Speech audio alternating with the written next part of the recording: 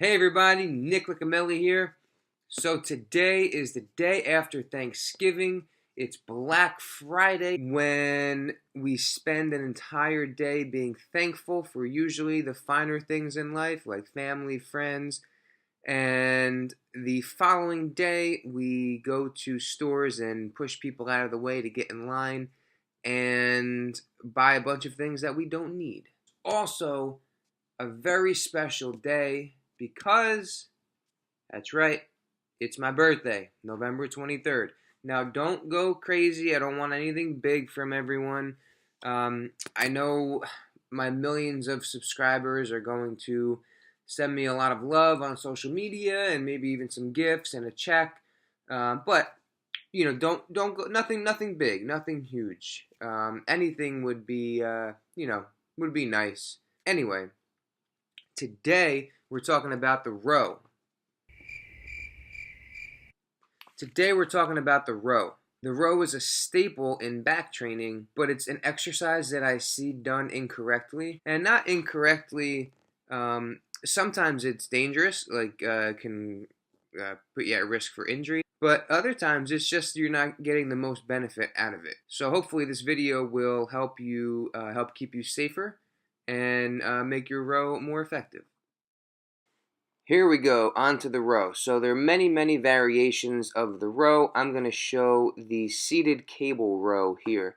But the things that I talk about and the tips for the exercise can pretty much be used on any row variation.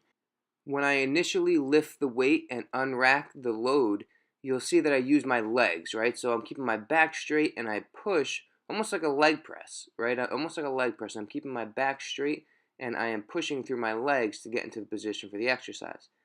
My lower back stays completely neutral. Okay, so I'm not arching it excessively and I'm not rounding it. Arching it excessively, it's a common compensation because it puts your traps in a better position to contribute to the exercise, right? So if you're leaning back on more of like a 45-degree angle with a hard arch in your back, your traps are going to be in a better position, more in line to assist with the row. And if you're trying to target, different muscles a little bit lower down the back, that's not a good thing, and it's also not good for your back to have a hard arch in your back. I also want you to notice when my arms come forward. Okay, so when my arms come forward, I am letting my shoulders and shoulder blades round forward on my rib cage in a slow, controlled motion.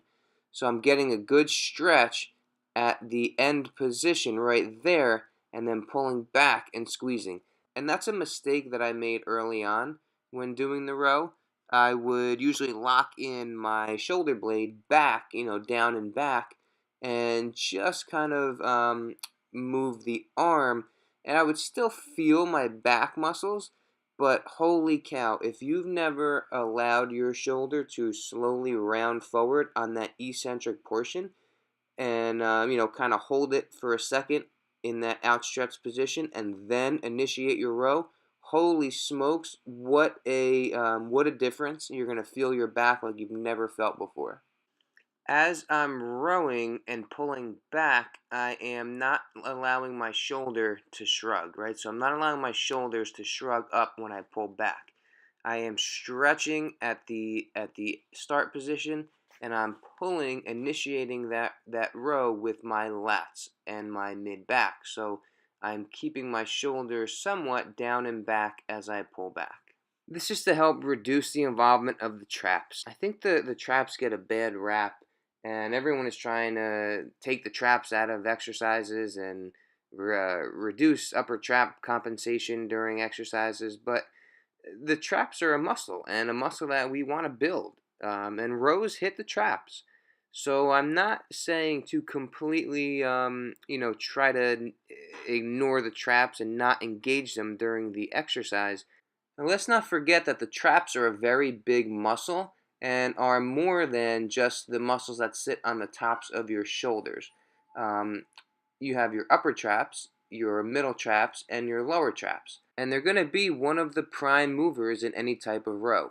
But if you're trying to target more of the lats and the mid back, you're going to want to keep your shoulders relatively down and back and reduce that shoulder shrug.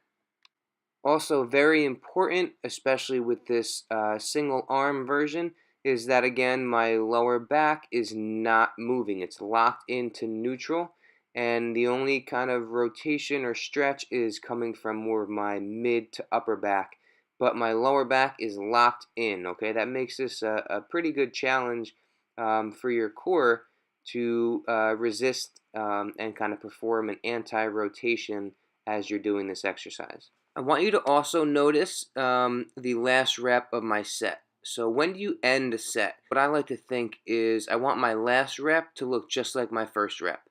So I'm going to, pretty close to failure, but failure is the point where we can't perform the exercise with proper form anymore. And that's important to realize where that point is. At the completion of the set, we put the weight down just the same way as we picked it up, using our legs and keeping our back straight. All right, everybody, I hope you had a great Thanksgiving. Thank you so much for watching. Be sure to like, comment, and subscribe if you want, and we'll see you next time.